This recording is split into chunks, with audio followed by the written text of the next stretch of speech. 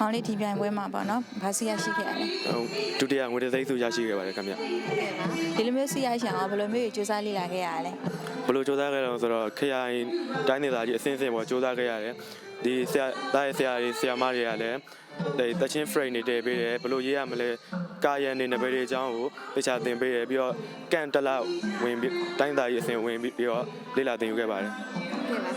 မောင်လေးဒီပြိုင်ပွဲဝင်ရောက်ရှင်ပြိုင်ပုံလေးကိုပြောပြပါဦး အရင်တော့ကတော့ကျွန်တော်အစိုးပြိုင်တာပေါ့နော်နောက်ကျတော့ဒီကျွန်တော်ရဲ့ဆရာတွေကကျတော့စိုက်သာကုန်းနဲ့ကြပြားကြီးလဲစုရနေတာဖြစ်တဲ့အတွက်ကြောင့်မလို့အရေးပြိုင်ကြည့်ပါလားဆိုတာနဲ့ဒီအရေးကိုစတင်ပြီးတော့သင်ယူပြီးတော့အရှင်ပြိုင်ခဲ့ရပထမဆုံးနှစ်ပါခင်ဗျ အခုလိုမျိုးစီရရှိတဲ့အတွက်မောင်လေးရဲ့ခန်းစားချက်လေးကိုပြောပြပါဦး ဟုတ်ဒီလိုနိုင်ငံတော်အဆင့်မှာပထမဆုံးစတင်ရှင်ပြိုင်တဲ့နှစ်မှာငွေတသိန်းစုရတဲ့အတွက်လည်းဝမ်းသာမိပါတယ်နောက်နှစ်တွေမှာလည်းရွှေတသိန်းစုရအောင်လည်းစူးစမ်းကြပါသေးတယ်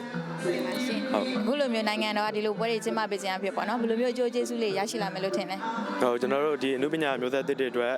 ကိုယ့်ရဲ့ရေးချင်းတွေကိုပြသဖို့အခွင့်အရေးတွေရရှိတယ်ပြီးတော့ပြောစရာရွှင်စရာတွေလည်းရရှိရလို့ထင်ပါတယ်ဗျ ဟုတ်ကဲ့ပါပထမဆုံး